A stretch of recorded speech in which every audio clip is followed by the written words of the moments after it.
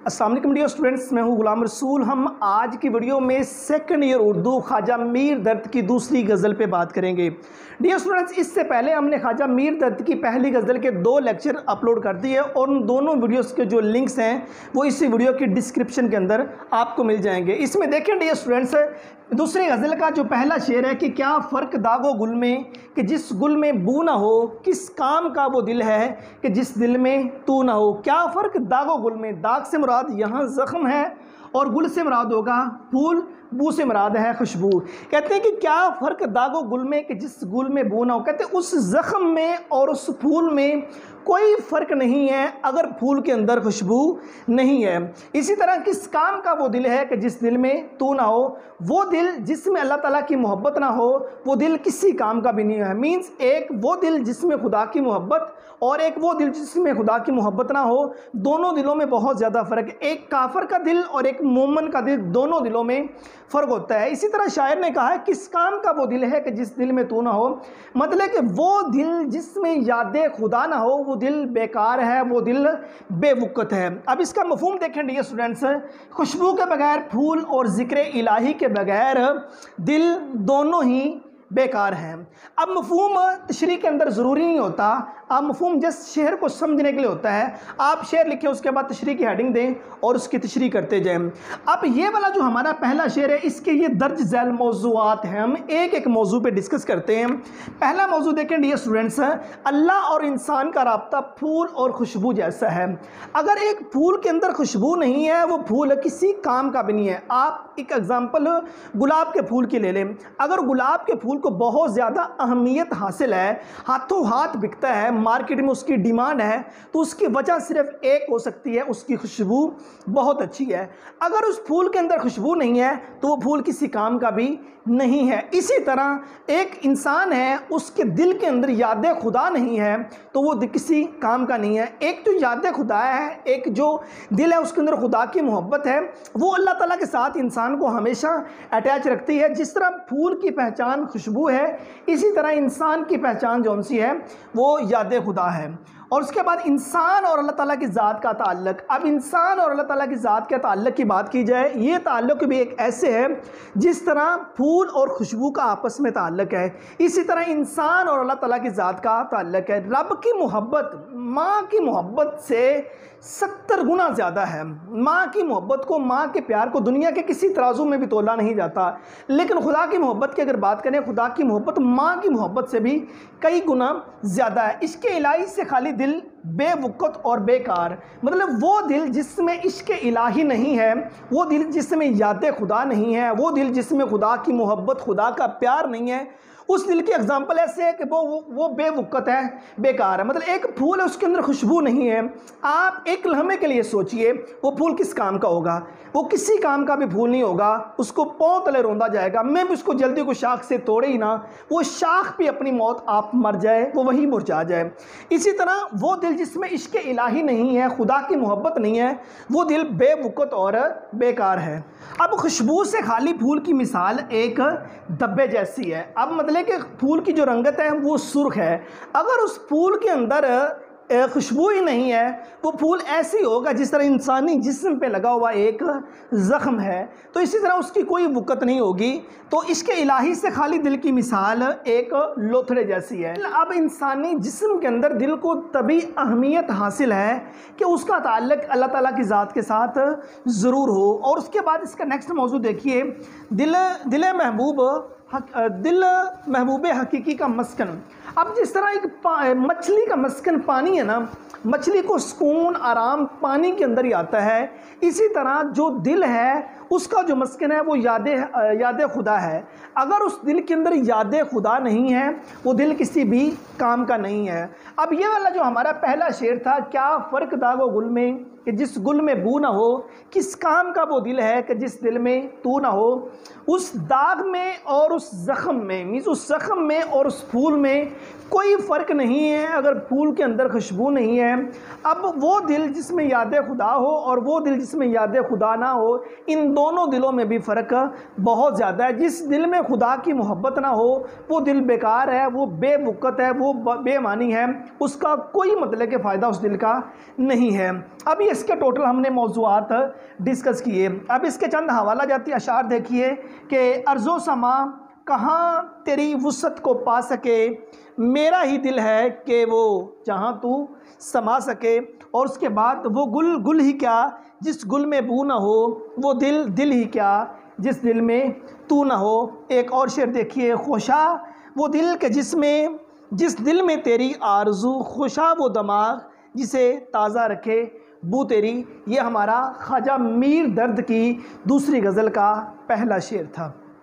ख्वाजा मीर दर्द की दूसरी गज़ल का दूसरा शेर आप देखिए कि होवे ना हौलो कुव्वत अगर तेरी दरमियाँ, जो हमसे हो सके सो हमसे कबू ना हो। कि ऐ मेरे खुदा, ऐ मेरे मालिक, ऐ मेरे अल्लाह, अगर तेरी ताकत हमारे अंदर मौजूद ना हो, जो कुछ हम दुनिया में कर रहे हैं ये हम दुनिया में कभी भी ना कर सकें। अब इसका मफ़हूम देखिए, खुदा की तौफीक और रहनुमाई के बगैर इंसान कुछ भी नहीं कर सकता। अगर अल्लाह तौफीक ना दे, अल्लाह की तरफ से रहनुमाई ना हो, तो इंसान के अंदर कुछ भी नहीं है, इंसान किसी काम का भी नहीं है।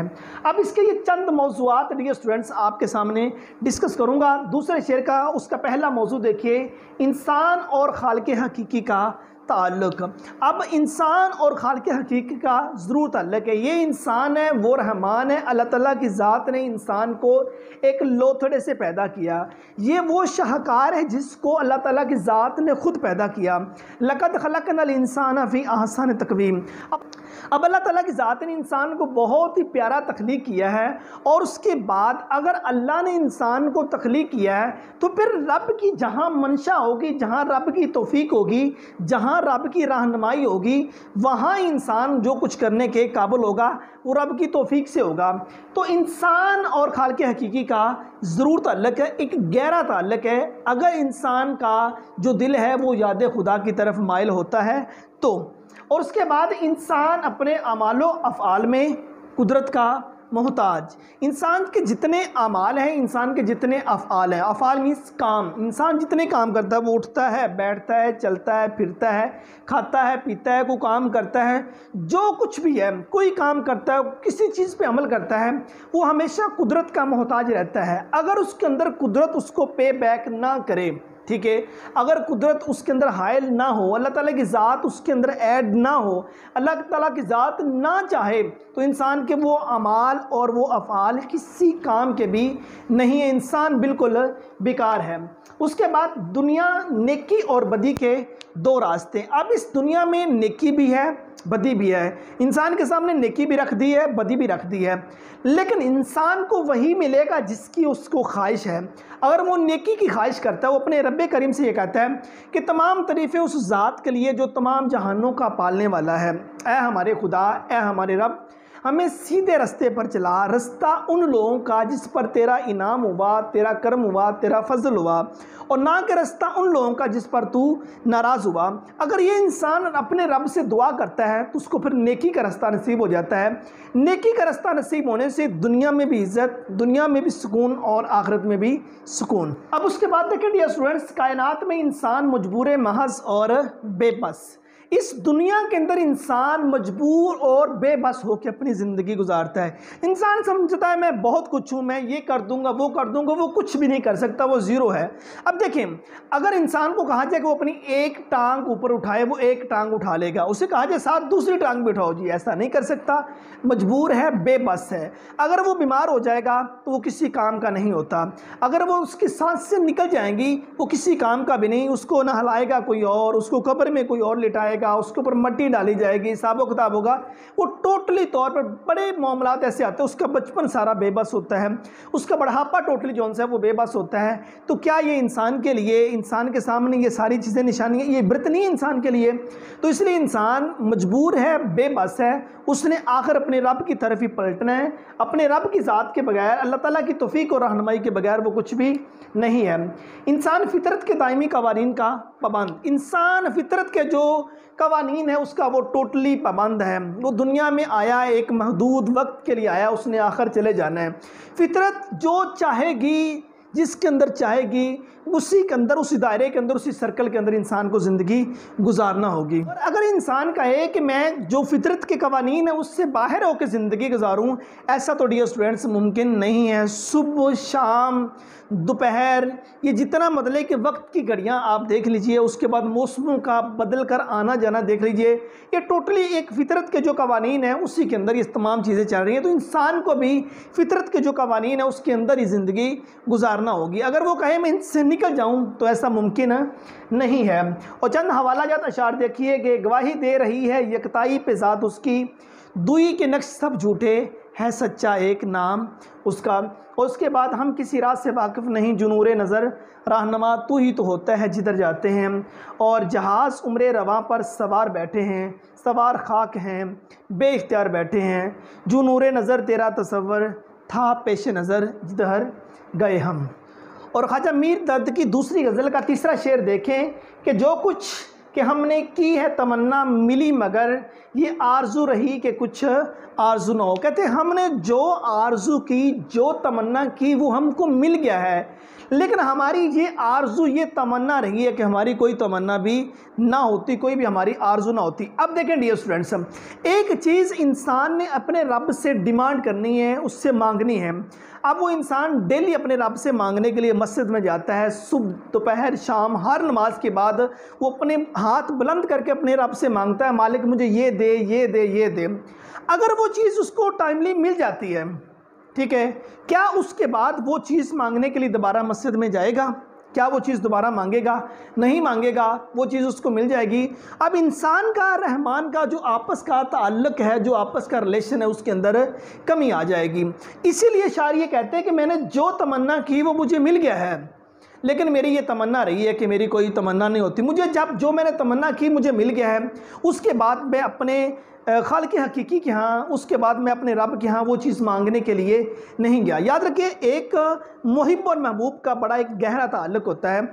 अगर मतलब कि मुहिब जो उनसे, जो महबूब है वो अपने मुहिब से वो चीज़ डिमांड करता रहता है, या मुहिब अपने महबूब से, आशिक अपने महबूब से चीज़ डिमांड करता रहता है, वो टाइमली अगर वक्ती वो उसको चीज़ मिल जाती है, उसके बाद वो चीज़ डिमांड नहीं की जाती। अब देखें, एक इंसान है अपने रब से कोई चीज़ मांगता है, उसको टाइमली वक्त पे मिल जाती है, उसके बाद वो मतलब कि किसी से वो चीज़ दोबारा शायद ना मांगे, उस ताल्लुक़ के अंदर गैप आ जाए। जिस तरह वो एक बहुत अच्छा खूबसूरत शेर है, किसी से राबते इतने शदीद हो गए हैं हम लड़े भी नहीं और शहीद हो गए हैं, कभी वक्त मिले तो उनके पास भी बैठा कर जो इश्क में बाबा फरीद हो गए हैं।